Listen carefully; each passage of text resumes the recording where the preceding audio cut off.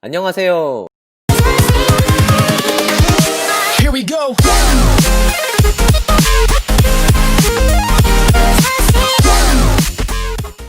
그럼 우리 마음에서 어떤 일이 일어나고 있는지 한번 알아보도록 할게요.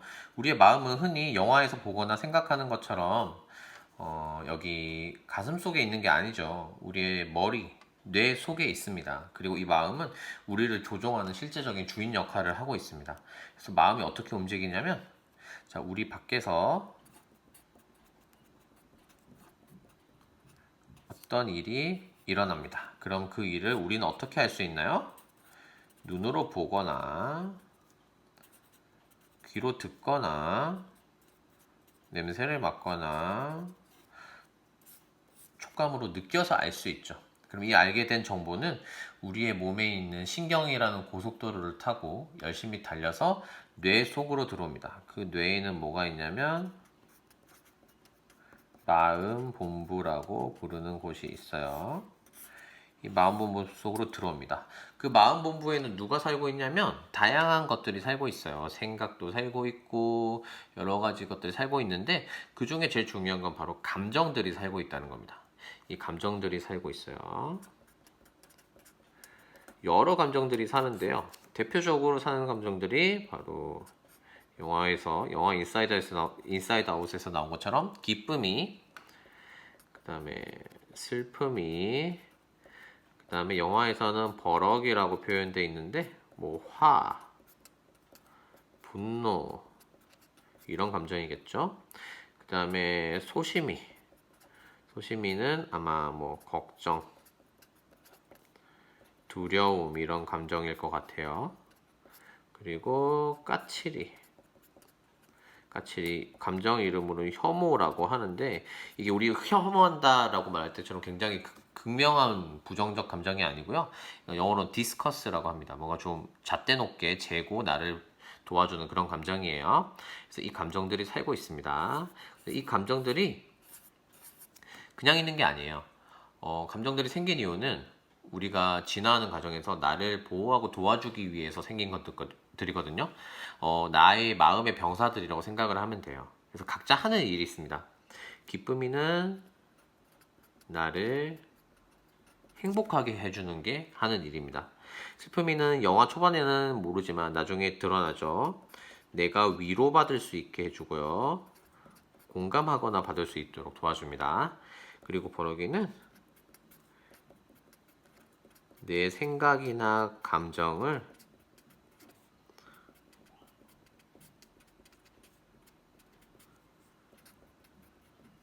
상대방에게 빠르게 전달하는 게 목표입니다. 우리가 흔히 이러이러해서 저랬고 저랬어 라고 설명을 하는 것보다 야! 빨리 해야 될 거냐! 이렇게 화를 내면 훨씬 더 빨리 이해를 하게 되죠. 근데 중요한 건 화는, 이 버럭이라는 감정은 기능도 중요하지만 언제 발생하는지가 중요해요. 이 버럭이라는 감정은 뭔가 불공정하거나 불공평하다고 느낄 때 많이 발생합니다. 예를 들어서 언니는 옷을 사줬는데 나는 안 사줬어요. 똑같이 잘못했는데 동생한테는 잔소리 안 하고 나한테만 잔소리를 해요. 그럴 때 화가 나는 거죠.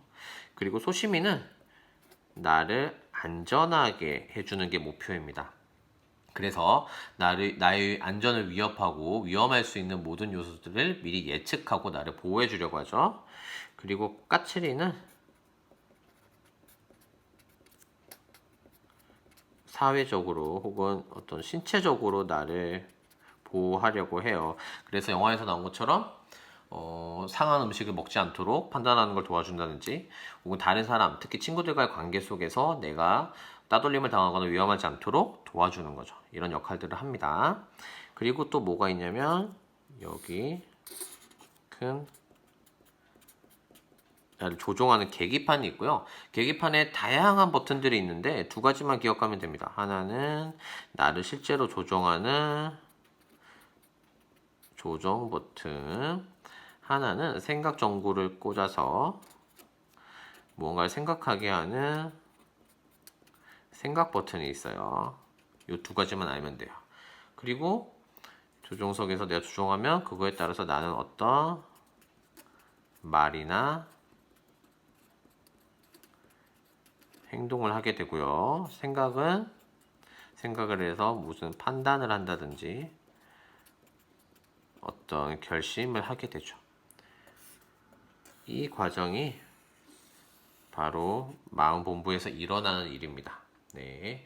그리고 저는 그래서 이 과정을 마음 시스템이라고 불러요. 예를 들어 보겠습니다. 예를 들어서 친구가 예를 들어 보겠습니다. 예를 들어서 어떤 친구가 나한테 나 앞으로 너랑 안 놀아라고 얘기했어요. 그 말을 난 들었죠. 듣고 나면 그럼 예를 한번 들어보도록 하겠습니다.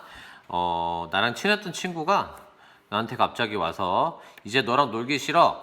절교해 라고 말을 했어요. 그러면 그 내 밖에서 일어난 그 친구의 말은 내 귀를 통해서 들리겠죠. 그럼 들리면 그 정보가 내 몸에 있는 신경을 타고 쭉 달려서 내 마음 본부, 뇌에 있는 마음 본부로 들어옵니다. 그럼 나에게 가장 도움이 되는 적절한 감정이 나서겠죠. 그때 상황마다 나서는 감정은 사람마다 다를 수 있습니다. 그런데 예를 들어서 뭐 버럭이가 나섰다고 해볼게요. 나는 그럼 버럭이가 이렇게 달려가서 조종석으로 갑니다. 조종석으로 가서 계기판을 띠띠띠띠띠 누르겠죠. 그리고 조정을 하는 거예요. 생각을 하겠죠. 얘가 안 논다고 하네. 판단. 나도 안 놀아야겠다. 결심. 이렇게 되는 거겠죠. 그래서 어떤 말을 하냐면 됐어. 나도 너랑 안 놀아. 라는 말을 하게 되고요. 행동은 눈을 부릅뜨고 째려보면서 그 친구를 밀게 되는 겁니다. 이게 바로 우리 마음속에서 일어나는 마음이 움직이는 과정, 마음 시스템입니다. 그런데 여기서 재밌는 거는 우리는 내가 마음 시스템이 있는 것처럼 모든 사람은 다 마음 본부가 있습니다. 마음 시스템이. 그런데 상대방의 마음 본부 안을 내가 볼 수 있을까요? 못 보죠. 상대방의 마음 안을 볼 수 있다면 얼마나 편하겠어요. 그냥 보기만 해도 어떤 마음이고 어떤 감정이 나서는지 보인다 하면 사람 간의 관계 맺는 게 정말 쉽고 편할 텐데요. 아쉽게도 우리에겐 그런 능력이 없습니다. 우리가 인지할 수 있는 건 바로 이 상대방의 말과 행동밖에 없는 거죠. 그래서 우리도 바깥에서 이렇게 우리는 상대방의 말을 귀로 듣거나 행동을 눈으로 보거나 만지거나 이럴 수밖에 없습니다. 그런데 중요한 건 이 말이나 행동이 메인이 아니고 결국 여기 조종석에 앉아있는 감정, 이 감정이 메인인 거죠. 이 감정이 어떤 감정이 앉았느냐, 그게 중요한 건데 우린 그걸 알 수 없으니까 말과 행동에만 집중을 해요. 그래서 말과 행동에만 반응을 하면 궁극적으로 깊은 소통이 이루어지기 어렵습니다. 그래서 상대방의 도대체 어떤 감정이 앉아있길래 어떤 감정이 조정하길래 이런 말을 하고 이런 행동을 하는 거지? 라는 걸 궁금해야 하고 그거를 맞추기 위해서 노력하고 그걸 이해하려고 하는 시도, 얘를 알려고 하는 이 시도, 이걸 두 글자로 바로 공감이라고 하는 거죠. 공감은 어려운 게 아니에요. 상대방과 내가 감정을 공유한다는 뜻입니다. 그래서 상대방 입장에서 어떤 감정이 앉았는지 맞추는 거죠. 그런데 보니까 예를 들어서 너는 딱 보니까 지금 버럭이가 앉아있네. 그렇구나 라고 내가 생각만 하고 끄덕끄덕하면 상대방이 내가 그걸 이해하고 공감했다는 걸 알 수가 없겠죠. 아까 얘기했습니다. 나의 마음 본부도 상대방한테 안 보여요. 그럼 어떻게 해야 될까요? 상대방이 인지할 수 있는 말과 행동으로 보여줘야겠죠. 그래서 그때 이용되는 말이 대표적인 문장이 뭐뭐 하겠다 혹은 뭐뭐 하겠네 혹은 뭐뭐뭐구나, 이런 말들을 해주면 됩니다. 예를 한번 들어볼게요. 아까 속상했죠? 그러면 그래서 버럭이 화가 났어요. 그럼 앉았으면 화가 나서 말했으면 이걸 내가 옆에서 보고 들었어요. 그럼 나는 뭐라고 하면 되냐면 야, 그런 말 하면 안 돼 친구끼리, 이게 아니라 왜 그런 말을 했지? 조정한 감정이 누구지? 여기가 중요하겠죠. 버럭이 화가 안 잤구나. 그래서 뭐라고 말하면 되냐면 너 친구한테 그런 말을 들어서 되게 화가 났겠구나 라고 말하는 거죠. 혹은 화났겠다, 화가 났겠네 라고 표현을 해주면 됩니다. 그럼 그 말을 들으면 상대방은 본인의 감정에 공감해줬다는 걸 알게 되니까 마음의 문을 열고 마음속 깊이 있는 본심, 숨겨놨던 감정을 드러내면서 진한 소통이 일어날 수 있는 거죠. 그래서 여기 중요한 거, 여기 앞에 들어가는 거는 반드시 상대방의 감정입니다. 감정. 여기서 실수하는 게 상대방의 생각을 말하면 안 돼요. 우리는 누군가 나의 생각을 읽으려고 시도할 때 그게 정답이라고 해도 기분이 나쁘고요. 틀렸을 경우에는 굉장히 억울하게 됩니다. 그래서 생각 말고, 말 말고, 행동 말고 요 감정을 맞추려고 시도를 하면 됩니다.